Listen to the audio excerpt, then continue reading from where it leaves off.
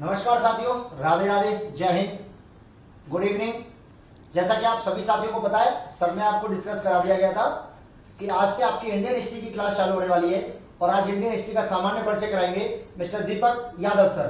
तो मैं बस समय ना खराब करते हुए सर को आमंत्रण देता हूं और फटाफट से शांतिपूर्ण तरीके से पढ़ना है। अपने जितने भी डाउट्स हैं सारे डाउट्स क्लियर करने हैं और आनंद के साथ पढ़ना है सर के साथ में। थैंक यू साथियों। नमस्कार साथियों, online platform doctor Mukesh Pancholi पर आपका हार्दिक स्वागत है। मैं दीपक यादव और आप हैं मेरे साथ इतिहास को पढ़ने, समझने और जानने के लिए। तो आज इस पहली क्लास में इतिहास के सामान्य परिचय पर हम बात करेंगे। तो सबसे पहले हम इतिहास के अर्थ को लेके बात करने वाले हैं। सबसे पहले हम इतिहास के अर्थ को लेके बात करने वाले हैं। इतिहास के अर्थ को समझने से पहले हमें इतिहास के शब्द विच्छेद को समझना जरूरी है। और इतिहास शब्द का जो विच्छेद है वो है इति, धन है और धन अस। इन टुकड़ों को मिला के और एक शब्द बना है इतिहास। अब इतिहास का अर्थ क्या होता है, सबसे पहले देखते हैं हम इतिहास का सामान्य अर्थ क्या होता है। इतिहास का सामान्य अर्थ होता है ऐसा निश्चित रूप से हुआ था। यह इतिहास का सामान्य शाब्दिक अर्थ होता है कि ऐसा निश्चित रूप से हुआ था। अब बहुत जगह लिखा मिलेगा आपको कि ऐसा निश्चित रूप से हुआ होगा। बहुत सारी गाइड्स जो हैं उन्होंने ये प्रचारित कर दिया कि ऐसा निश्चित रूप से हुआ होगा। तो हम एक परिभाषा देखते हैं। एक इतिहासकार हुए जे.बी. ब्यूरी, तो उनकी परिभाषा हम देखते हैं। जो ब्यूरी महोदय थे उन्होंने कहा था कि इतिहास जो है वो विज्ञान है, ना तो उससे कम है और ना उससे ज़्यादा है। यदि हम विज्ञान इतिहास को मानते हैं तो फिर उसके बाद हमें यह भी मानना चाहिए कि इतिहास में सारी चीज़ें प्रामाणिक हैं।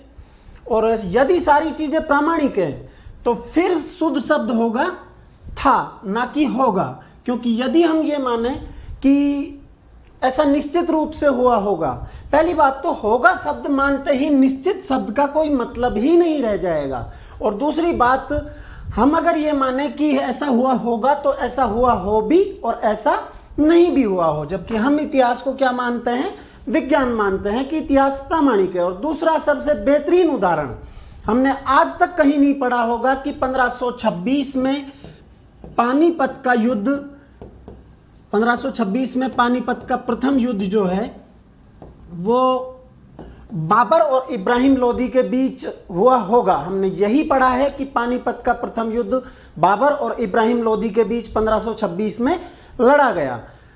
दूसरा, कहीं हमने नहीं पढ़ा होगा कि बाबर के हुमायूं नाम का बेटा पैदा हुआ होगा। हमने यही पढ़ा होगा कि बाबर के हुमायूं नाम का पुत्र पैदा हुआ था।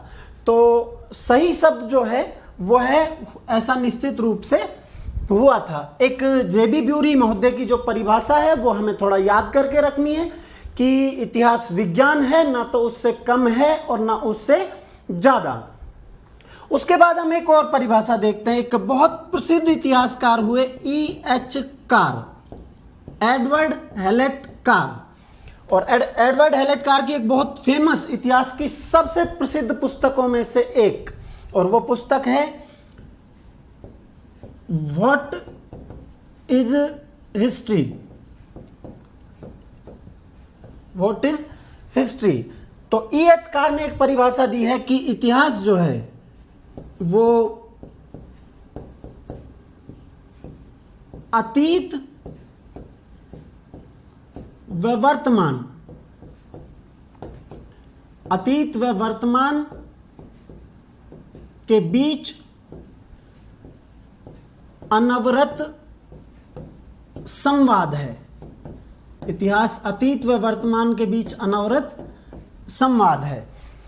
अर्थात अतीत जो बीत चुका और वर्तमान जो चल रहा है उसके बीच लगातार बातचीत का जो माध्यम है वो है इतिहास। तो इतिहास अतीत और वर्तमान के बीच अनवरत संवाद है। यह परिभाषा इतिहास के बारे में किसने दी?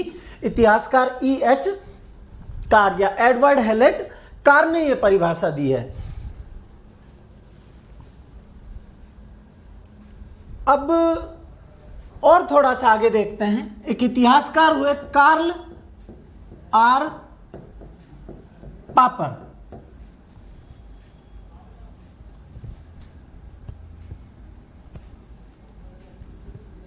कार्ल आर पापर। तो कार्ल आर पापर ने इतिहास के अर्थ के संबंध में एक बहुत बेहतरीन बात कही है। उन्होंने कहा है कि इतिहास का कोई निश्चित अर्थ नहीं होता। कार्ल आर पापर ने कहा कि इतिहास का निश्चित अर्थ नहीं होता। उसके बाद उन्होंने बात को और आगे बढ़ाया कि इतिहास का कोई निश्चित उद्देश्य ही नहीं होता। निश्चित उद्देश्य तो होता है, सॉरी, इतिहास का कोई निश्चित लक्ष्य नहीं होता। कार्ल आर पापर ने कहा कि इतिहास में मात्र तथ्य होते हैं, मात्र डाटा होते हैं, और उनको आवरण जो है वो इतिहासकार पहनाता है। अर्थात इतिहासकार जो है वो इतिहास के तथ्यों पर अपने लक्ष्य आरोपित कर देता है। देखो, हम उदाहरण देखते हैं। भारत और पाकिस्तान, ये दोनों समग्र हिंदुस्तान थे। हिंदुस्तान मतलब हिंदुओं का स्थान जो था, तो भारत और पाकिस्तान जो थे वो समग्र हिंदुस्तान थे। बाद में भारत में इस्लाम का आगमन हुआ और उसके बाद की सारी चीजें अपन पढ़ेंगे ही।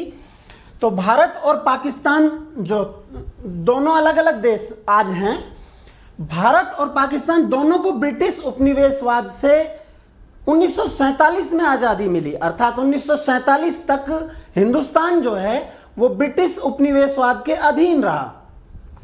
अब दोनों के इतिहास के तथ्य तो एक ही है। जब हम पढ़ेंगे कि सिंधु घाटी सभ्यता, तो हम पढ़ेंगे कि पहला स्थल सिंधु घाटी सभ्यता का जो खोजा गया वो स्थल था हड़प्पा। तो चूंकि भारत और पाकिस्तान के इतिहास दोनों के तथ्य एक हैं, हमें भारतीय राष्ट्रीय कांग्रेस भी पढ़ना है, हमें मुस्लिम लीग भी पढ़ना है, हमें मोहनदास करमचंद गांधी को भी अच्छे से पढ़ना है, हमें मोहम्मद अली जिन्ना को भी अच्छे से पढ़ना है। लेकिन आप एक फर्क देखेंगे कि भारत के इतिहास में मोहनदास करमचंद गांधी जी जो थे उन्हें महान पढ़ाया जाता है, जबकि पाकिस्तान के इतिहास में कायदे आजम मोहम्मद अली जिन्ना बने और पाकिस्तान के इतिहास के संदर्भ में मोहम्मद अली जिन्ना को महान पढ़ाया जाता है। भारत के इतिहास के परिप्रेक्ष्य में यदि हम देखें तो इस देश के विभाजन का मुख्य किरदार ही कौन था? मोहम्मद अली जिन्ना। तो तथ्य तो दोनों तरफ समान है, लेकिन चूंकि पाकिस्तानी इतिहासकार जो हैं उन्होंने पाकिस्तान के परिदृश्य में इतिहास लिखा और भारतीय इतिहासकारों ने भारतीय परिदृश्य में इतिहास लिखा, और दोनों ने ही अपने लक्ष्य जो हैं वो इतिहास पर, उन तथ्यों पर, इतिहास पर आरोपित कर दिए। तो इतिहास जो सब्जेक्ट है वो पूरी तरह विचारधाराओं से प्रभावित होता है। अब ये तो हो गई सामान्य अर्थों में इतिहास के अर्थ पर बातें। अब उसके बाद हम अगला जो बिंदु है वो देखते हैं कि इतिहास के उद्देश्य क्या है, कि हम क्यों इतिहास पढ़ते हैं। कक्षा 6 से भी नहीं, कक्षा 3 से सामाजिक अध्ययन विषय के अंतर्गत हमें इतिहास आज तक पढ़ाया जाता रहा है। आज हमारे कंपटीशन में इतिहास को पूछा जाता है। हम भूगोल पढ़ते हैं कि हमें पता हो कि पृथ्वी में जो भी घटक तत्व हैं उनके बारे में जानकारी रहे। हम विज्ञान पढ़ते हैं, इन सारे जो आधुनिक उपकरण हैं इन सब की जानकारी रहे। इसी तरह सामान्य अर्थों में हम राजनीति विज्ञान पढ़ते हैं कि हमें कम से कम राजनीति के बारे में, शासन तंत्र के बारे में सारी जानकारी रहे। और वोल्टेयर ने कभी कहा भी था कि राजनीति में दिलचस्पी नहीं लेने का सबसे पहला परिणाम ये होगा कि बेवकूफ़ लोग आप पे शासन करने लग जाएंगे। तो इसलिए हम राजनीति पढ़ते हैं। गणित हम पढ़ते हैं कि हमें जोड़, बाकी, गुना, भाग सारी चीज़ें हैं, और मध्यम वर्ग में तो मानव जीवन सारा ही लगभग जोड़ बाकी में ही बीत जाता है। खैर, तो उसी तरह हम इतिहास क्यों पढ़ते हैं, हमें इतिहास पढ़ने की आवश्यकता क्यों है, क्यों हमारे सिलेबस में डाला गया। तो इस बिंदु पर थोड़ी सी बात करने वाले हैं कि इतिहास हम पढ़ते क्यों हैं, इतिहास पढ़ने के पीछे कारण क्या है। तो जो सबसे प्रमुख कारण है कि इतिहास पढ़ने के पीछे, वो सबसे प्रमुख कारण है कि अतीत में जो गलतियां हुई हैं अतीत में जो गलतियां हुई हैं वो गलतियां दोबारा से दोहराई ना जाएं, उन गलतियों की पुनरावृत्ति ना हो, इस वजह से हम कौन सा सब्जेक्ट पढ़ते हैं? इतिहास पढ़ते हैं। चलो कुछ उदाहरण देखते हैं। एक सबने ये नाम सुना हुआ होगा, अशोक महान या अशोक मौर्य। महान मौर्य साम्राज्य के संस्थापक चंद्रगुप्त मौर्य, उनके बाद उनका बेटा बिंदुसार और उसके बाद बिंदुसार के बेटे राजा बने अशोक महान।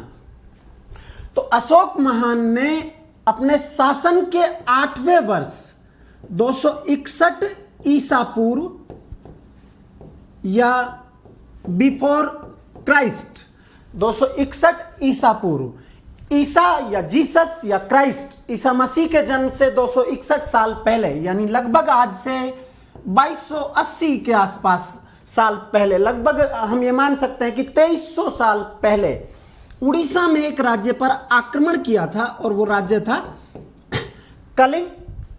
कलिंग पर अशोक ने आक्रमण किया। अशोक ने जो विस्तारवादी नीति थी, साम्राज्यवादी जो नीति थी, अर्थात अपने राज्य को बढ़ाने की महत्वाकांक्षा, उस नीति के तहत कलिंग पर आक्रमण किया।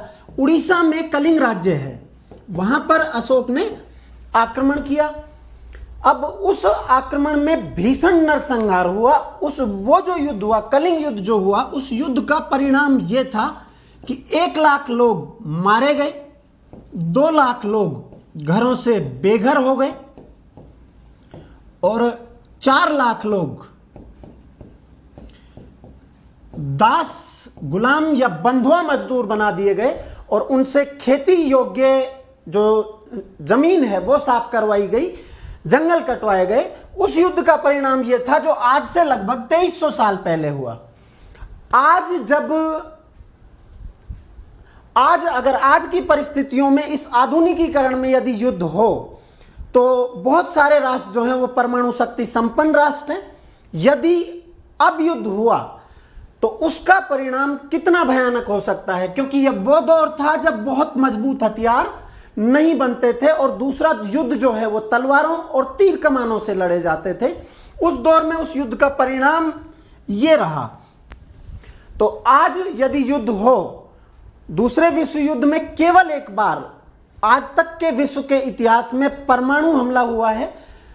अमेरिका ने जापान पर, चूंकि जापान ने पर्ल हार्बर बंदरगाह पर आक्रमण कर दिया था, परिणाम स्वरूप अमेरिका ने दूसरे विश्व युद्ध में जापान के पक्ष में, जापान के विरोध में और मित्र राष्ट्रों के पक्ष में युद्ध की घोषणा कर दी और अमेरिका ने 2 परमाणु बम 2 नगरों हिरोशिमा और नागासाकी, हिरोशिमा और नागासाकी, इन दोनों नगरों पर 2 परमाणु बम, उन परमाणु बमों के नाम थे लिटिल बॉय और फैट मैन, अर्थात छोटा बच्चा और मोटा व्यक्ति। वो 2 परमाणु बम डाल दिए।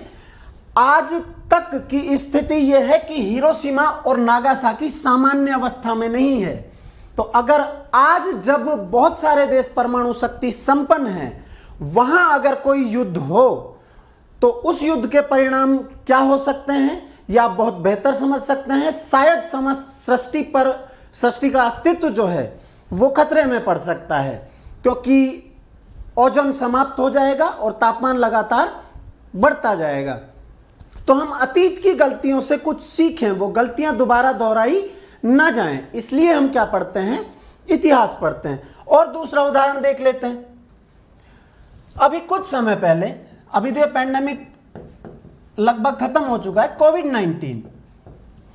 कोविड-19 मानव और प्रकृति के बीच लगातार जंग जारी रही है। हमेशा से मानव और प्रकृति के बीच लगातार हमेशा से जंग जारी रही है और उस जंग में मानव ने प्रकृति पर विजय प्राप्त करने की कोशिश की है, लेकिन यह ना कभी संभव हुआ है और ना कभी संभव होगा।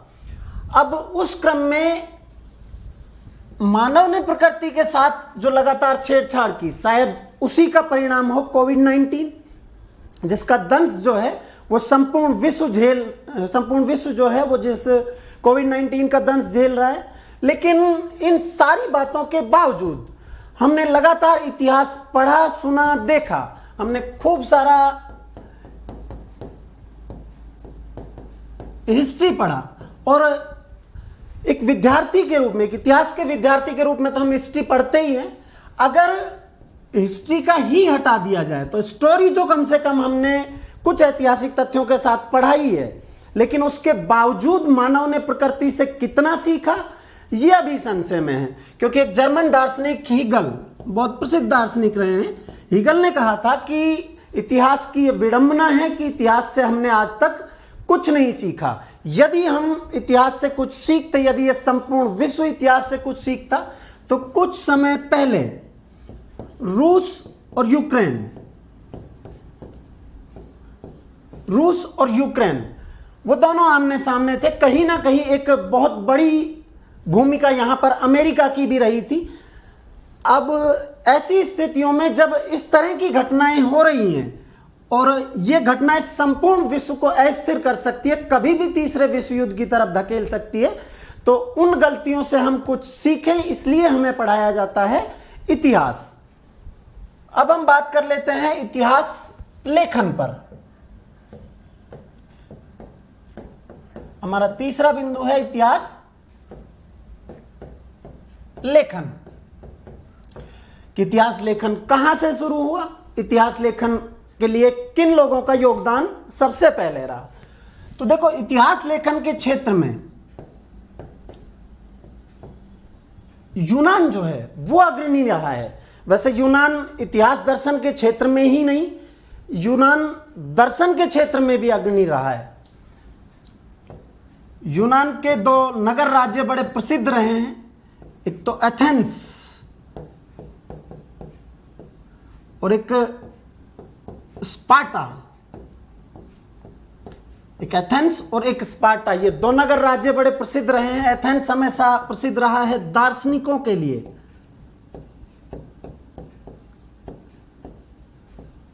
और स्पार्टा हमेशा प्रसिद्ध रहा है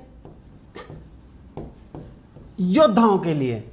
तो एथेंस और स्पार्टा, जो हम दार्शनिक पढ़ते हैं, सुकरात, प्लेटो, अरस्तु, वो कहाँ से संबंधित रहे हैं? सभी एथेंस से संबंधित रहे हैं। और हम राजस्थान का जब इतिहास पढ़ते हैं तो प्रातःकाले स्मरणीय महाराणा प्रताप, जिनका जो राजस्थान में अद्वितीय योद्धा रहे और जिनका कला और संस्कृति के क्षेत्र में उन्नति में काफ़ी सारा योगदान रहा, उन्होंने एक युद्ध लड़ा हल्दी घाटी। अकबर की साम्राज्यवादी नीति के खिलाफ महाराणा प्रताप ने यह युद्ध लड़ा था और कर्नल टॉड उस युद्ध से इतना प्रभावित थे कि उन्होंने हल्दी घाटी को कहा राजस्थान की थर्मोपोली।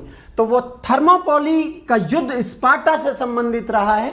वहां पर थर्मोपोली के युद्ध में राजा लियोनाइडस जो थे वो फारस या पर्सिया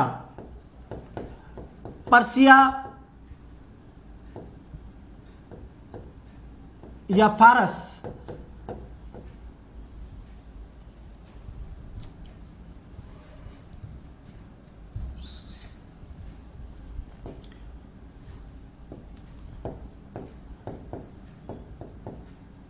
पर्सिया या फारस, या आज के समय की बात करें ईरान, तो वहां के राजा थे जर्कसीज। उनके खिलाफ जो 300 स्पार्टन्स थे, स्पार्टा के राजा लियोनाइडस और उनके 300 स्पार्टन्स, वैसे इस संख्या में विवाद है कि वो 300 स्पार्टन्स ही थे या उससे कुछ ज्यादा थे, लेकिन बहुत सीमित संख्या रही होगी, लगभग 1000 के आसपास। तो वो स्पार्टन्स जो है वो लड़ते हुए वीरगति को प्राप्त हो गए थे। तो दर्शन के क्षेत्र में भी इतिहास यूनान का ऋणी रहा है, फिलॉसफी के क्षेत्र में इतिहास यूनान का ऋणी रहा है। गार्गी संहिता में लिखा हुआ है कि यद्यपि यूनानी म्लेच्छ हैं, लेकिन दर्शन के क्षेत्र में सारी दुनिया जो है वो उनका ऋणी रहेगी। तो दर्शन के क्षेत्र में भी काफी सारा योगदान रहा है यूनानियों का। तो इतिहास लेखन यूनान से शुरू हुआ। ये हिस्ट्री शब्द जो है, ये एक यूनानी शब्द से बना है और वो शब्द था हिस्टोरे। एक यूनानी शब्द हुआ करता था हिस्टोरे, उससे एक शब्द बना है हिस्ट्री। हिस्टोरे से यूनानी शब्द से मतलब था वाद विवाद का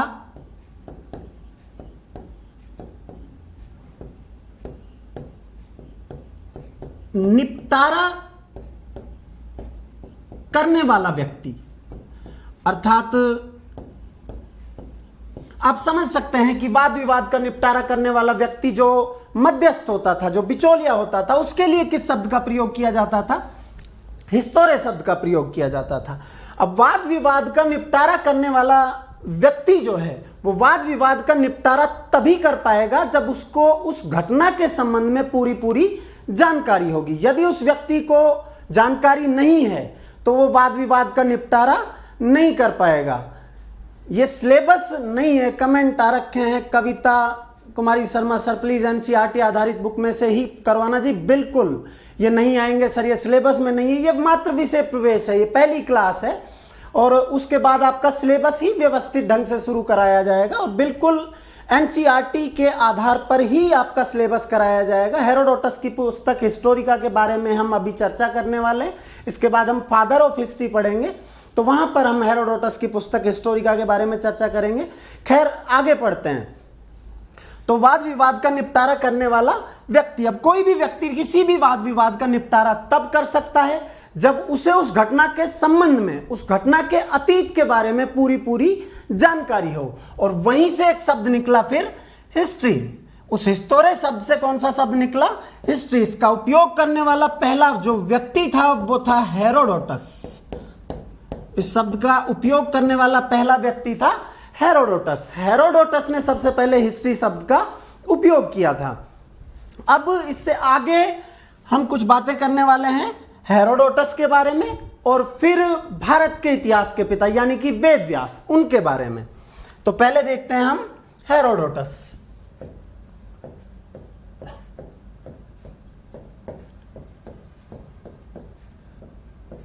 पहले देखते हैं हम हेरोडोटस। यहां से आप व्यवस्थित रूप से अपने नोट्स बनाना शुरू कर सकते हैं। तो हेरोडोटस जो था वो मूलतः यूनानी था। हेरोडोटस यूनानी था और हेरोडोटस ने एक बहुत प्रसिद्ध पुस्तक लिखी और वो पुस्तक थी हिस्टोरिका। हेरोडोटस की प्रसिद्ध पुस्तक का नाम क्या है? हिस्टोरिका। देखो हुआ क्या था कि ये हम समझ सकते हैं कि भारत है, भारत पे हमेशा से आक्रमण, जब तक जल शक्ति का विकास नहीं हुआ लगभग आक्रमण इस दिशा से हुए, क्योंकि इसके लिए कहीं ना कहीं भारत की जो भौगोलिक पृष्ठभूमि थी वो जिम्मेदार रही। अब देखते हैं हम भौगोलिक पृष्ठभूमि किस तरह से। तो विष्णु पुराण जो है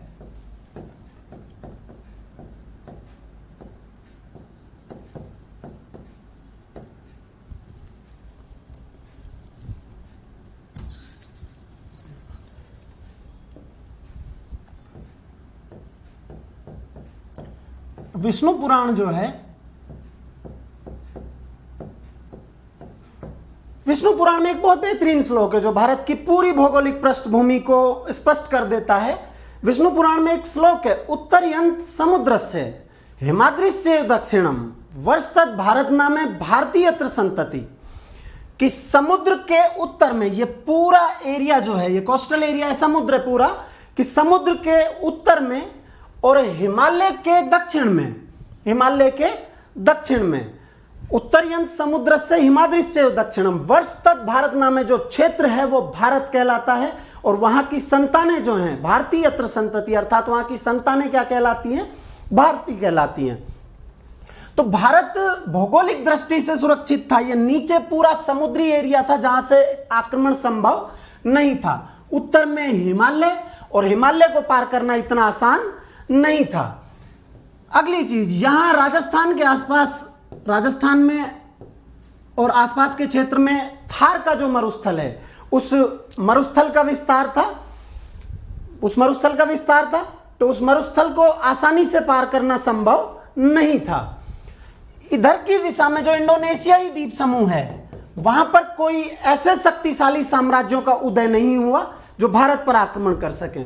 अब यहीं से ही आक्रमण क्यों हुए? तो यहां कुछ दर्रे पड़ते थे, खैबर, गोमल, बोलन, ये कुछ दर्रे थे। खैबर को तो भारत का प्रवेश द्वार भी कहा जाता है।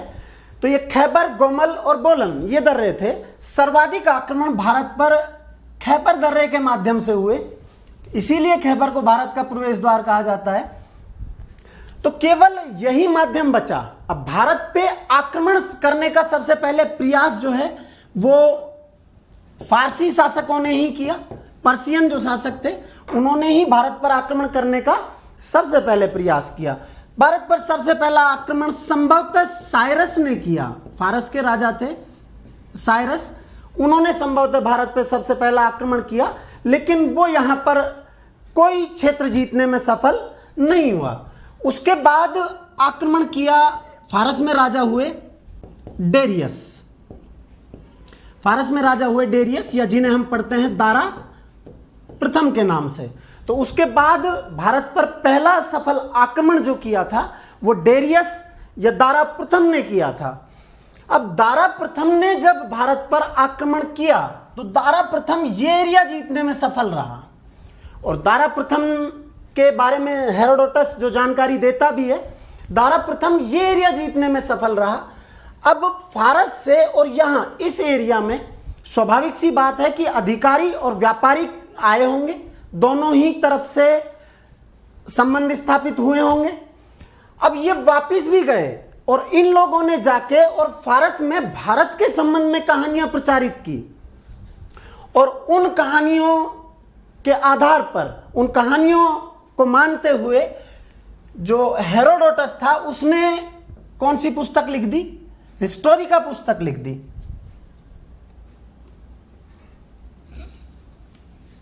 हेरोडोटस ने हिस्टोरी का पुस्तक लिख दी। इस हिस्टोरी का पुस्तक में भारत और फारस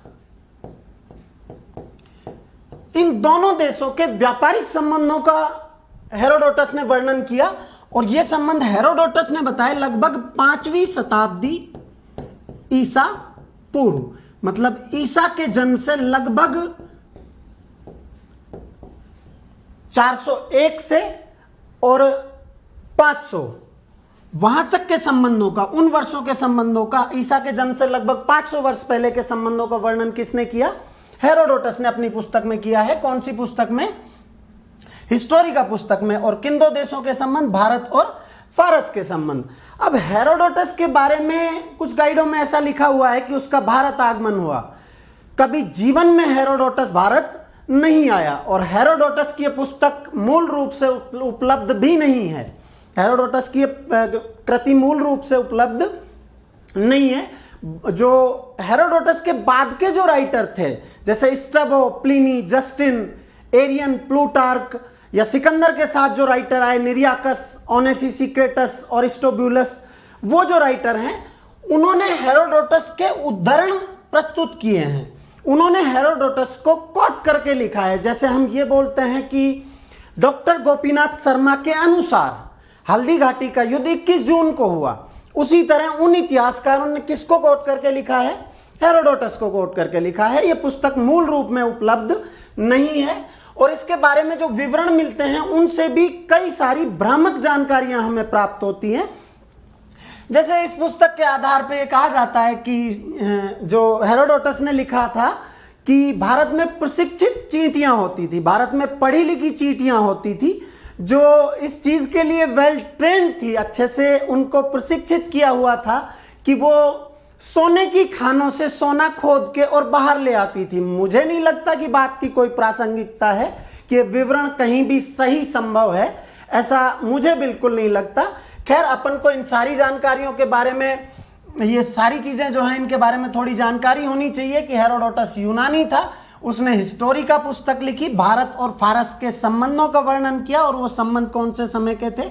5वीं शताब्दी ईसा पूर्व के व्यापारिक संबंध थे। हेरोडोटस ऐसा कहता है कि भारत जो है वो ईरानी साम्राज्य, मतलब फारसी साम्राज्य का एक भाग था, और हेरोडोटस ऐसा कहता है कि भारत जो है वो फारसी साम्राज्य की 20वीं छत्रपी था, और यहां से पर्शियन साम्राज्य को 360 टैलेंट सोना जो है, 360 टैलेंट सोना जो है वो राजस्व के रूप में, टैक्स के रूप में इस प्रदेश से ईरानी साम्राज्य को प्राप्त होता था। ये कुछ जानकारियां जो हमारे काम की हैं। नोट्स बनाने का सीधा सा तरीका है कि हेरोडोटस मूलतः यूनानी थे, उन्होंने हिस्टोरी का पुस्तक लिखी। इस पुस्तक में भारत और फारस के 5वीं शताब्दी ईसा पूर्व के संबंधों का वर्णन है। हेरोडोटस के अनुसार भारत जो है वो ईरानी साम्राज्य की 20वीं क्षत्रपी, ईरान में क्षत्रप प्रणाली थी अर्थात स्टेट, राज्य, तो भारत ईरानी साम्राज्य की 20वीं क्षत्रपी या 20वां प्रांत था। और वहां से जो फारसी साम्राज्य था उसको 360 टैलेंट सोना जो है वो राजस्व के रूप में प्राप्त होता था। ये कुछ बातें हमें हेरोडोटस के बारे में याद रखनी है। इसके बाद हम बात कर लेते हैं भारत के इतिहास के पिता। तो भारत के इतिहास के पिता वेद व्यास थे। मैं फिर कह रहा हूं कि यहां से आपका सिलेबस अभी शुरू नहीं हुआ। बिल्कुल सीताराम खोखर अशोक ने दारा से अभिलेख लिखवाना सीखा, बिल्कुल ऐसा है, लेकिन अशोक के अभिलेख और दारा के अभिलेखों में बाद में काफ़ी सारा अंतर है। जब मौर्य काल पढ़ाया जाएगा तो ये आपको अच्छे से समझाया जाएगा। सीताराम खोखर अखंड भारत, बिल्कुल अखंड भारत था ये, लेकिन अब वैसा नहीं है।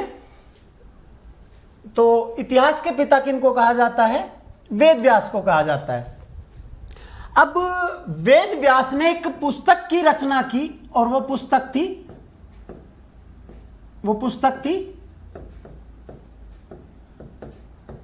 थी महाभारत। वैसे महाभारत के लिपिक ऐसा माना जाता है, जो लेखक थे वो भगवान गणेश जी थे और इसके रचनाकार वेद व्यास थे। अब महाभारत के बारे में हमें कुछ चीजें जरूर याद रखनी है। एक तो महाभारत जो है वो विश्व का सबसे बड़ा महाकाव्य, विश्व का सबसे बड़ा महाकाव्य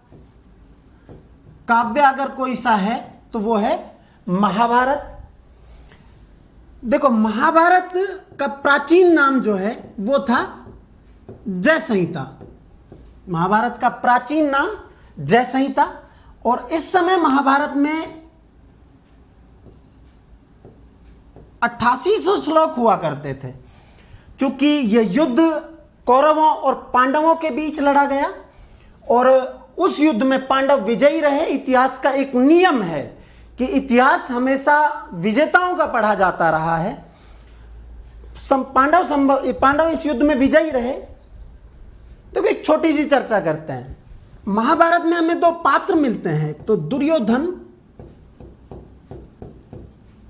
और एक दुशासन।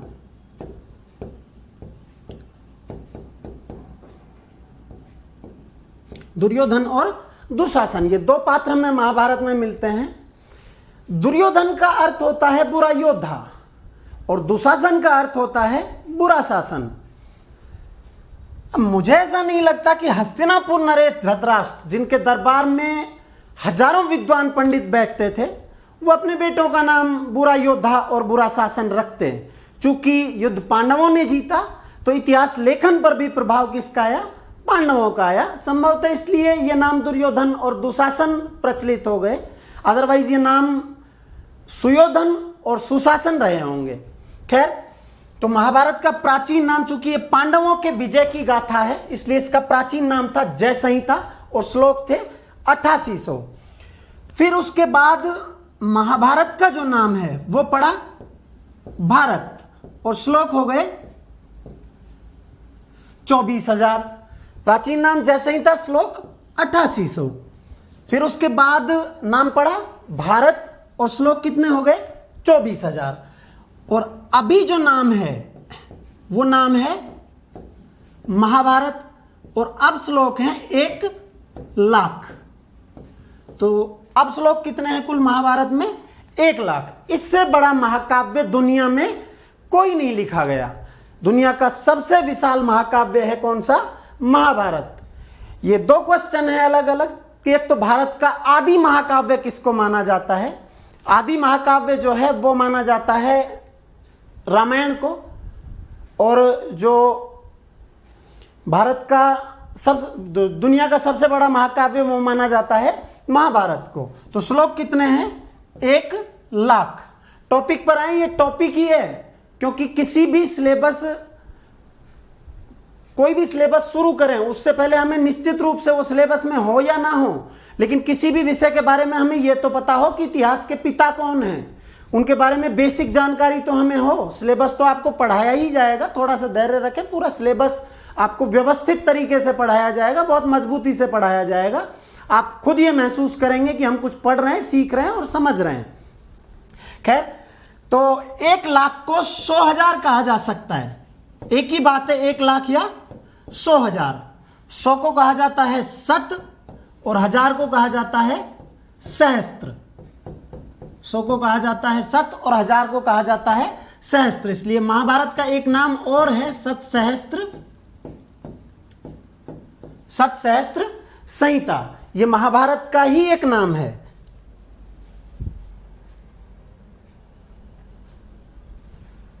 अब महाभारत के बारे में कुछ और बातें।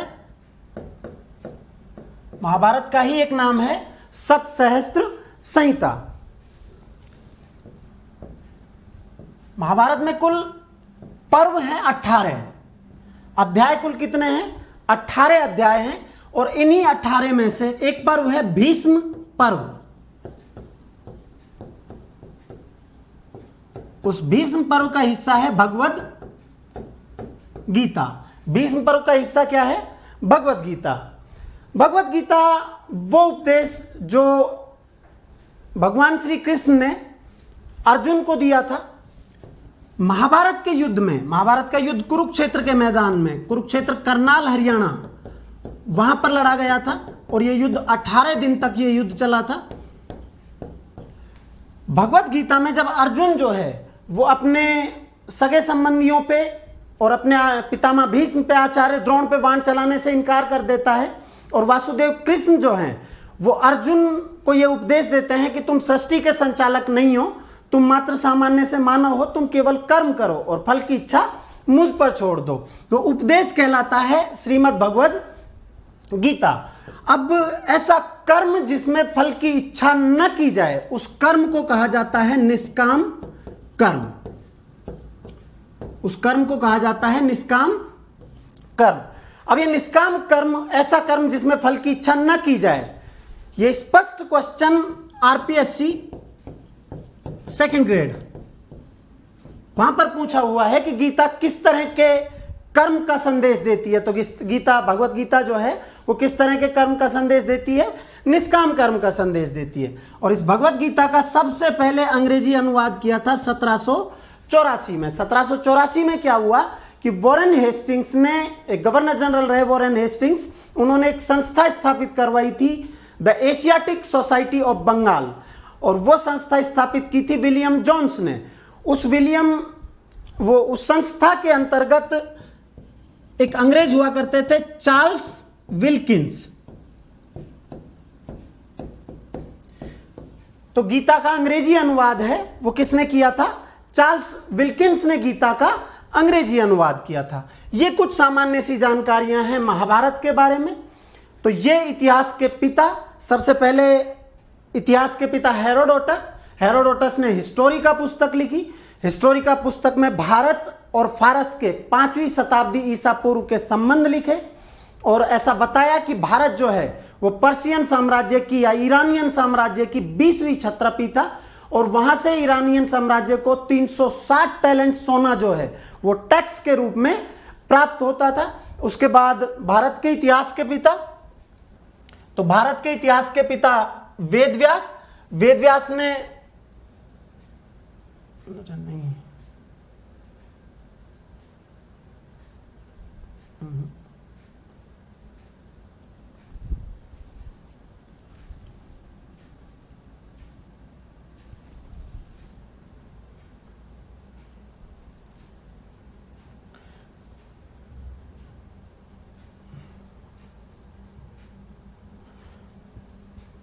भारत के इतिहास के पिता वेदव्यास ने महाभारत लिखी। महाभारत लिखी नहीं, वेदव्यास ने महाभारत का संकलन किया, महाभारत की रचना की। महाभारत के लिपिक माने जाते हैं गणेश जी। विश्व का सबसे बड़ा महाकाव्य महाभारत, प्राचीन नाम जय संहिता, उस समय श्लोक थे 8800। उसके बाद नाम पड़ा भारत, श्लोक हुए 24,000, उसके बाद नाम पड़ा महाभारत और श्लोक हुए 1,00,000। 1,00,000 मतलब 100,000, 100 को संस्कृत में कहते हैं सत, 1000 को सहस्त्र, इसलिए इस पुस्तक को कहा जाता है सत सहस्त्र संहिता। 18 पर्व हैं। भीष्म पर्व का हिस्सा है भगवत गीता। भगवत गीता का मूल संदेश, या किसी भी तरह पूछ लिया जाए कि भगवत गीता का सार तत्व क्या है, भगवत गीता का मूल संदेश क्या है, तो वो है निष्काम कर्म। और भगवत गीता का सबसे पहले अंग्रेजी अनुवाद 1784 में चार्ल्स विल्किंस ने किया था। ये कुछ बातें हमने बेसिक सी इतिहास के बारे में पढ़ी। अब हम शुरू करने वाले हैं इतिहास का वर्गीकरण।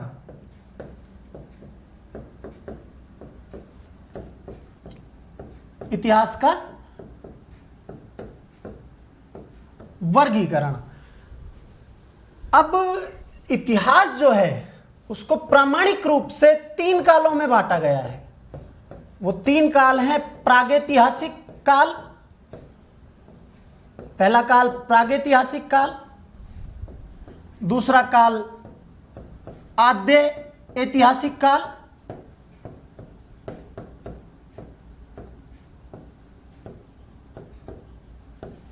और तीसरा काल है ऐतिहासिक काल।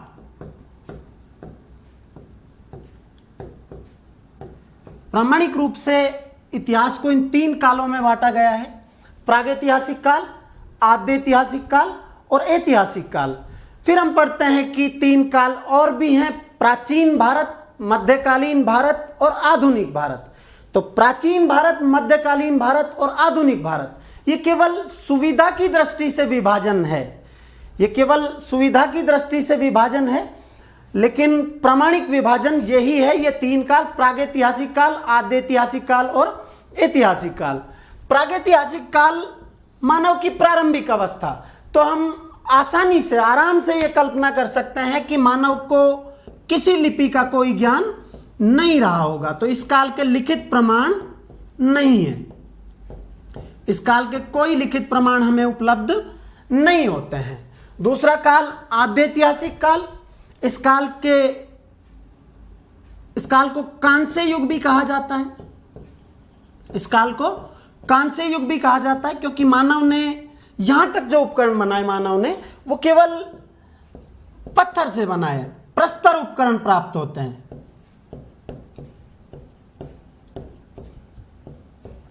पत्थर के उपकरण प्राप्त होते हैं। दूसरे काल को कांस्य युग कहा जाता है। यहां मानव ने तांबा और टिन, इन दोनों के मिलाकर और क्या बनाया, कांसा बनाया। देखो ये सारी चीजें स्वाभाविक नहीं हो रही है। मानव ने सबसे पहले पत्थर से उपकरण बनाए होंगे, उसके बाद पत्थर के उपकरण चूंकि कमजोर होते हैं, वो जल्दी टूट जाते हैं, तो उसके बाद मानव ने यहाँ लकड़ी के उपकरण भी बनाना शुरू कर दिए होंगे। उसके बाद मानव को एक धातु मिली, तांबा। मानव द्वारा प्रयुक्त पहली धातु तांबा थी और तांबे में मिलाया टिन और क्या बनाया, कांसा बनाया। कांसा तांबे से ज्यादा मजबूत होता है। और 1000 BC, 1000 ईसा पूर्व के आसपास एक उत्तर प्रदेश में जगह है अतरंजी खेड़ा। अतरंजी खेड़ा, तो वहां से हमें लोहे के प्रमाण प्राप्त होना शुरू हो जाते हैं। और अगर आप थोड़ा सा गौर से देखेंगे तो ये वो समय है जब वैदिक सभ्यता के ऋग्वैदिक काल और उत्तर वैदिक काल वो दोनों मिलते हैं। मतलब उत्तर वैदिक काल में वो आर्य जो युद्ध प्रिय थे और उनका प्रिय पशु था अश्व, मतलब घोड़ा, और यहां से प्रमाण प्राप्त होना शुरू हो जाते हैं लोहे के। तो लोहा और घोड़ा वहां पर दोनों एक दूसरे के पूरक बन गए। लोहे से मानव ने मजबूत उपकरण या हथियार बनाए, और दूसरी चीज, घोड़े से एक से दूसरी जगह आक्रमण करना तीव्र हो गया। अर्थात जो बड़े कबीले थे उन्होंने छोटे कबीलों का अस्तित्व समाप्त कर दिया और राज्यों के स्थान पर साम्राज्यों का निर्माण होना शुरू हो गया। तो ये उत्तरोत्तर परिवर्तन है। पत्थर के उपकरण, फिर तांबे के उपकरण, फिर कांसे के उपकरण और अंत में सबसे मजबूत धातु लोहे के उपकरण, लोहे के हथियार मानव ने बनाए। तो यह तांबा और टिन मिला के मानव ने कांसा बनाया। इस भाग में जो हमें पढ़ना है वो है सिंधु सभ्यता और वैदिक सभ्यता। वैसे पूरी इस भाग में नहीं आती, लेकिन वैदिक सभ्यता का थोड़ा भाग कौन से भाग में आता है, आद्य ऐतिहासिक काल में आता है। अब यहां इस काल के लिखित प्रमाण भी हैं इस काल के लिखित प्रमाण भी हैं और लेकिन वो पठनीय नहीं है। हम पढ़ते हैं कि सिंधु घाटी सभ्यता जो थी उसमें एक लिपि का प्रचलन था, भाव चित्रात्मक या बुस्टोफेडन लिपि, लेकिन वो लिपि आज तक तो पढ़ी नहीं गई है। बनवारी सिंह सर, टॉपिक क्या है? ये मात्र विषय प्रवेश है, इंट्रोडक्टरी क्लास है। इसके बाद व्यवस्थित रूप से कल से आपका टॉपिक जो है वो शुरू कर दिया जाएगा। ये केवल और केवल बस ये समझने के लिए ठीक सी चीजें हैं कि इतिहास को हम पढ़ें किस तरह। अदरवाइज इस काल तक, यहां तक आपका सिलेबस का कोई हिस्सा नहीं है। आपका सिलेबस ही सिंधु सभ्यता, इंडस वैली सिविलाइजेशन, वहां से शुरू होता है। क्योंकि जो पाषाण काल था, प्रागैतिहासिक काल जो था, उस काल का ही हम अंतिम भाग पढ़ेंगे, नवपाषाण काल। और नवपाषाण काल में मानव ने स्थायी खेती करना शुरू कर दिया था। स्थायी खेती करना शुरू किया, उसका परिणाम यह था कि मानव के पास अधिक अनाज पैदा होने लगा और मानव ने वो अनाज गांवों से बाहर भेजा, अर्थात गांवों से बाहर भेजा तो नगरीकरण शुरू हुआ। इसीलिए हम पढ़ते हैं कि जो भारत का पहला नगरीकरण था वो थी सिंधु घाटी सभ्यता। तो इतिहास का वर्गीकरण है। जब तक आप इतिहास को बांटना नहीं सीख सकते, उसके टुकड़े करना नहीं सीख सकते, तब तक आप उसको कभी नहीं समझ पाएंगे। खैर, तो हम बात कर रहे थे इस भाग की। तो इस काल के लिखित प्रमाण है लेकिन वो पठनीय नहीं है, उनको आज तक तो पढ़ा नहीं गया है। सिंधु सभ्यता में लिपि थी जिसको भाव चित्रात्मक या बुस्टोफेडन लिपि कहते हैं। वो लिपि आज तक तो नहीं पढ़ी गई है। बहुत सारे लोगों ने पढ़ने का प्रयास किया, जिनमें वेडल महोदय, आईडी महादेवन, फादर हैरास वो प्रमुख हैं, लेकिन आज तक तो उसे पढ़ा जाना संभव नहीं हो पाया है। तो यहां तक के काल के लिखित प्रमाण हैं लेकिन वो पठनीय नहीं है। और ऐतिहासिक काल के लिखित प्रमाण भी हैं, ऐतिहासिक काल के लिखित प्रमाण भी हैं और वो पठनीय भी है, वो पढ़े भी जा सकते हैं। भारत में लगभग 6वीं शताब्दी ईसा पूर्व से किस काल का प्रारंभ माना जाता है? 6वीं शताब्दी ईसा पूर्व से ऐतिहासिक काल शुरू होता है। और आपके सिलेबस के 2 टॉपिक वो बिल्कुल यहीं से शुरू होंगे। 2 क्या 3 टॉपिक। 6ठी शताब्दी ईसा पूर्व से ही महाजनपद शुरू होते हैं। 6ठी शताब्दी ईसा पूर्व में ही उदय होता है गौतम बुद्ध का, और 6ठी शताब्दी ईसा पूर्व में ही उदय होता है महावीर स्वामी का।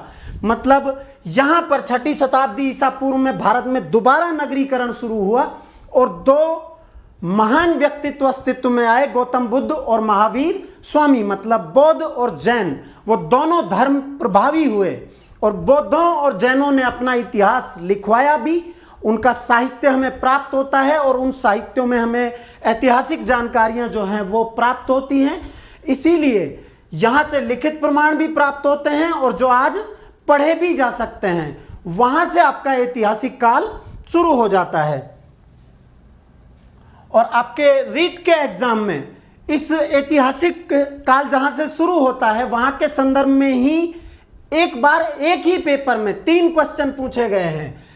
एक तो 2 पुस्तकें, ये अभी टॉपिक नहीं पढ़ा रहा, मैं वैसे ही बता रहा हूं केवल महाजनपद के बारे में। अंगुत्तर निकाय, ये तो बौद्ध धर्म से संबंधित पुस्तक है, बौद्ध धर्म से संबंधित पुस्तक है।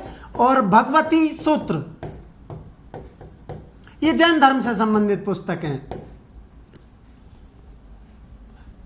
भगवती सूत्र जैन धर्म से संबंधित पुस्तक है। तो इन दोनों पुस्तकों से 16 जनपदों की जानकारी मिलती है कि भारत कितने टुकड़ों में बटा हुआ था, 16 टुकड़ों में, और वो 16 टुकड़े कहलाते थे महाजनपद। धीरे धीरे कालांतर में ये सारे महाजनपद जो है वो मगध में समाहित हो गए। मगध में प्रारंभ में हर्यक वंश, फिर शिशुनाग वंश और फिर नंद वंश, इन 3 वंशों ने शासन किया।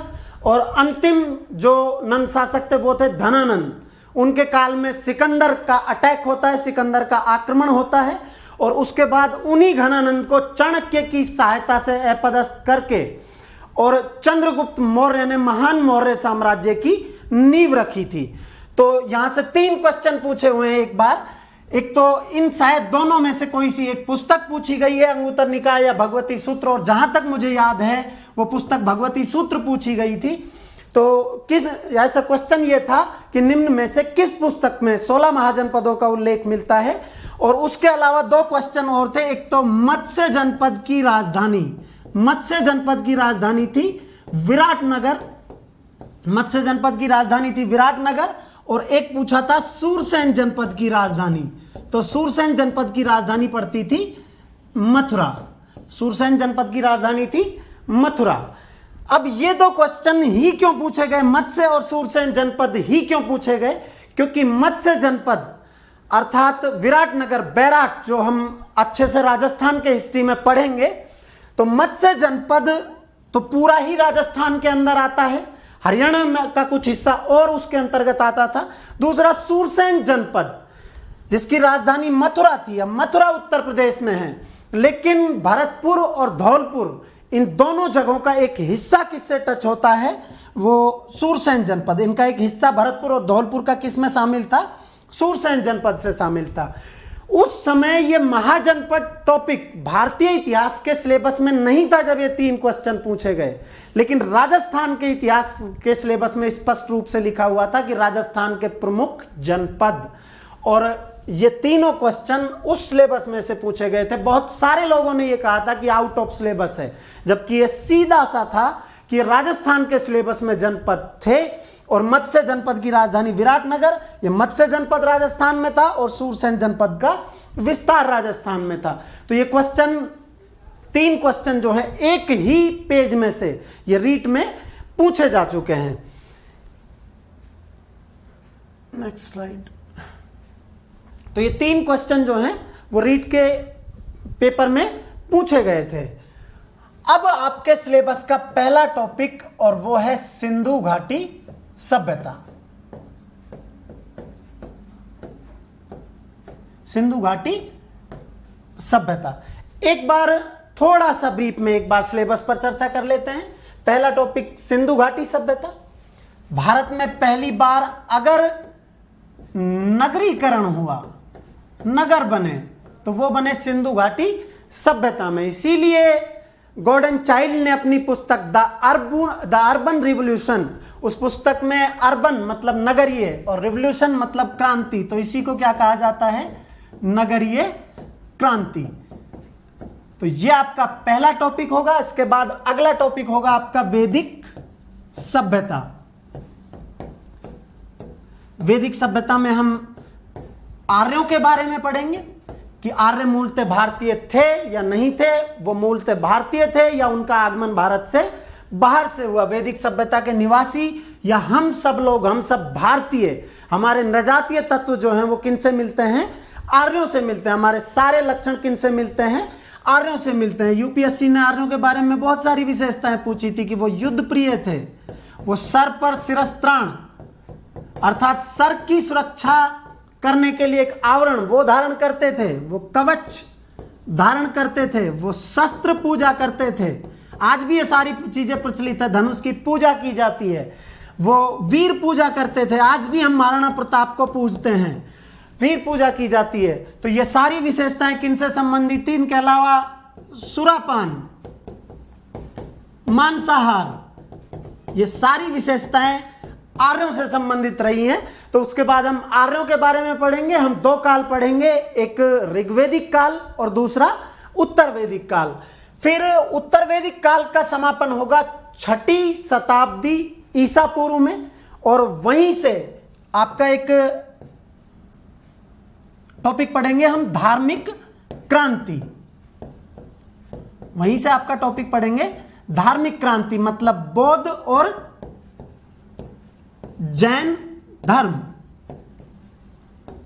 बौद्ध और जैन धर्म। वैदिक धर्म में जब कर्मकांड बहुत ज्यादा हो गए, हवन बहुत बड़े पैमाने पर हो गए, बलियां दी जाने लगी और सामान्य व्यक्ति उसका पालन करने में सक्षम नहीं रहा, तो 2 नए धर्म प्रभावी हुए।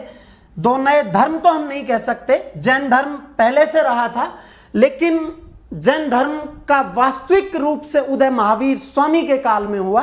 तो 2 महान व्यक्तित्व प्रभावी हुए, मतलब गौतम बुद्ध और महावीर स्वामी, और उन्होंने वैदिक धर्म को लगातार चुनौतियां दी। और उसके बाद हम पढ़ते हैं कि जो बौद्ध और जैन थे उनका लगातार शास्त्रार्थ जो है वो वैदिक ऋषियों से हुआ। जैसे हम पढ़ते हैं आदि शंकराचार्य, कुमारिल भट्ट, खैर वो भक्ति और सूफी आपके सिलेबस में नहीं है। धार्मिक क्रांति पढ़ेंगे, उसके बाद हम पढ़ेंगे महाजनपद काल, जो 16 महाजनपद 6ठी शताब्दी ईसा पूर्व में मैंने अभी बताया, हम इनके बारे में पढ़ेंगे। और इन 16 महाजनपदों में से एक था, इन 16 में से मगध। मगध में प्रारंभ में जो हर्यक वंश है उसने शासन किया, उसके बाद शिशुनाग वंश ने शासन किया और उसके बाद नंद वंश ने शासन किया। नंद वंश के अंतिम शासक धनानंद को पराजित करके और चंद्रगुप्त मौर्य ने स्थापना की महान मौर्य साम्राज्य की। तो हम उसके बाद मौर्य साम्राज्य पढ़ेंगे, जहां पर हम प्रमुख रूप से पढ़ेंगे चंद्रगुप्त मौर्य, बिंदुसार और उसके बाद सम्राट अशोक महान, उनके बारे में पढ़ेंगे। तो ये जो टॉपिक हैं वो आपके प्राचीन भारत के सिलेबस में से हैं। उसके बाद बात कर लेते हैं मध्यकालीन भारत के सिलेबस में से आपके कौन कौन से टॉपिक हैं।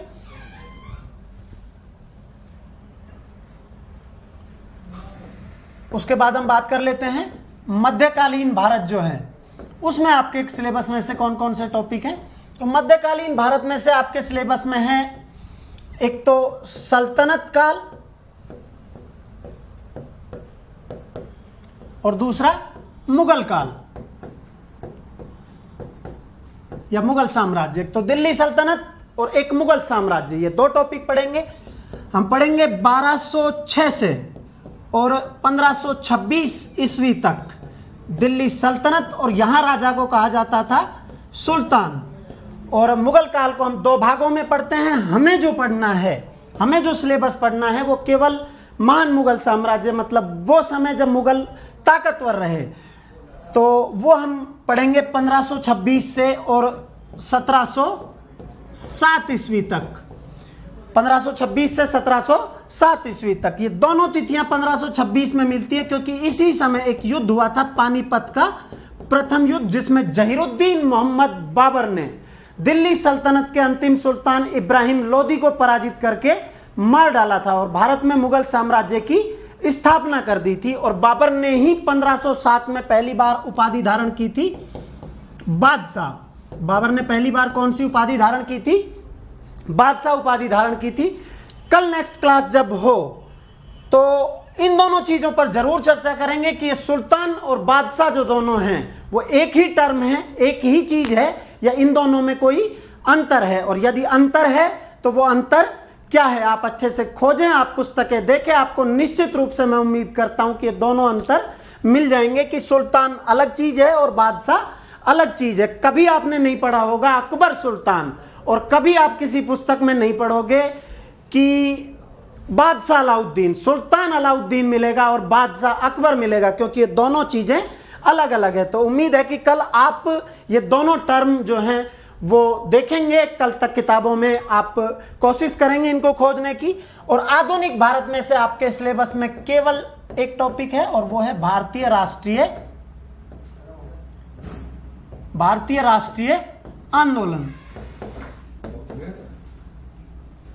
5 मिनट।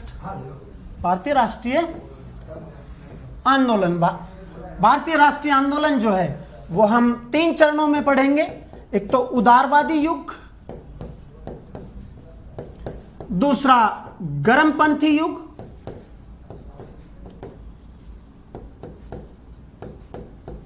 और तीसरा गांधी युग। इन 3 चरणों में हम भारतीय राष्ट्रीय आंदोलन पढ़ेंगे। उदारवादी युग जब से कांग्रेस की स्थापना होती है 28 दिसंबर 1885 से, और 1905 ईस्वी, जिस दिन तक करजन, भारत में सबसे बदनाम वायसराय करजन जो है वो बंगाल को 2 टुकड़ों में बांट देता है, बंगाल का विभाजन कर देता है, वहां तक इस चरण में उदारवादी नेताओं का प्रभाव रहा, जिनमें प्रमुख रूप से दादा भाई नौरोजी, गोपाल कृष्ण गोखले, फिरोज शाह मेहता, एस.एन. बनर्जी, सुरेंद्रनाथ बनर्जी, वो प्रमुख थे। दूसरे चरण में गर्मपंथी युग में हम पढ़ेंगे 1905 से और 1919 ईस्वी तक। 1919 ईस्वी तक का चरण हम पढ़ेंगे। गर्मपंथी युग, इस चरण में जो भारतीय राष्ट्रीय कांग्रेस है उसमें गर्मपंथी नेताओं त्रिमूर्ति प्रमुख रूप से बाल गंगाधर तिलक, लाला लाजपत राय और विपिन चंद्र पाल का जो प्रभाव रहा। और तीसरे चरण में भारतीय आंदोलन की दिशा निश्चित की मोहनदास करमचंद गांधी ने। और तीसरा चरण जो हम पढ़ेंगे वो पढ़ेंगे 1919 से और 1947। 15 अगस्त 1947 जवाहरलाल नेहरू का मध्य रात्रि में प्रसिद्ध भाषण ट्रस्ट विद डेस्टिनी या नियति के साथ भेंट। जवाहरलाल नेहरू ने जो कहा था कि वर्षों पहले हमने भाग्यवधु के लिए जो सपना देखा था वो आज पूरा होने जा रहा है। और आज जब संपूर्ण विश्व चैन की नींद सो रहा होगा तो भारत स्वतंत्रता की सांसें ले रहा होगा और भारत संपूर्ण प्रभुत्व संपन्न गणराज्य घोषित कर दिया गया। तो 15 अगस्त 1947 वहां तक हम पढ़ेंगे गांधी युग। तो ये 3 चरण राष्ट्रीय आंदोलन के दौरान हमें पढ़ने हैं। तो ये कुछ आपका सिलेबस था इस तरह से, और कल से आपका व्यवस्थित सिलेबस जो है वो शुरू कर दिया जाएगा। तो इससे आगे की बात जो चर्चा है वो अपन नेक्स्ट क्लास में करेंगे। जय हिंद, जय भारत।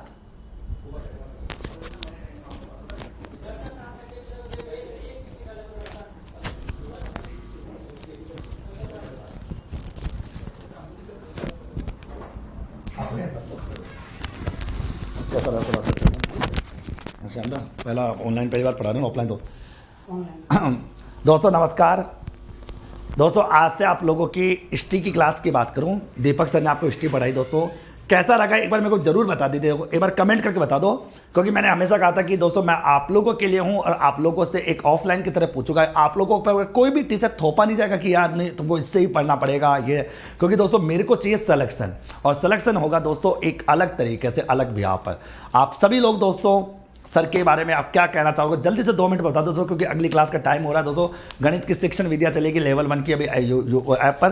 तो कैसा लगा दोस्तों आज को? सर का आज इंट्रोडक्शन था, इतिहास का सामान्य परिचय था, और इतिहास का जो टॉपिक था, अब देखो इतिहास आपकी शुरू करने जा रहे हैं, ज्योग्राफी हो रही है, पॉलिटिकल से आपकी होगी और इकोनॉमिक्स आपकी। 4 आपके टॉपिक है, एक तो हिस्ट्री, ज्योग्राफी, पॉलिटी और इकोनॉमिक। इन चारों के अंदर दोस्तों मैं चाहता हूं कि 1% की भी कमी ना रहे और आराम से आप इस तरह से पढ़ो कि कोई भी दिक्कत आप लोगों के सामने ना आए। क्योंकि अगर मैं चाहता हूं कि मेरी टीम अगर इन चारों सब्जेक्ट को अच्छे से कवर करके चलेगी और आपका कंटेंट रेडी कराएगी और आपको बेस्ट तरीके से आपको पढ़ाएगी, तो मैं मान के चलता हूं दोस्तों कि कहीं पर भी आप लोगों को कोई दिक्कत नहीं आने वाली दोस्तों के। तो टॉपिक क्या? ओके, तो आज केवल इंट्रोडक्शन था, और कैसे रही इंट्रोडक्शन क्लास कमेंट करके जरूर आप लोग बताना दोस्तों। ओके, थैंक यू दोस्तों, थैंक यू सो मच। सब लोग कैसे हो आप लोग? ठीक है दोस्तों, चलिए अभी की क्लास को मैं बंद कर देता हूं, क्योंकि दोस्तों अगली क्लास का टाइम हो रहा है 5, अभी 2 मिनट का क्लास शुरू होने वाली है आप लोगों की। ओके, जय हिंद दोस्तों, थैंक यू मित्रों।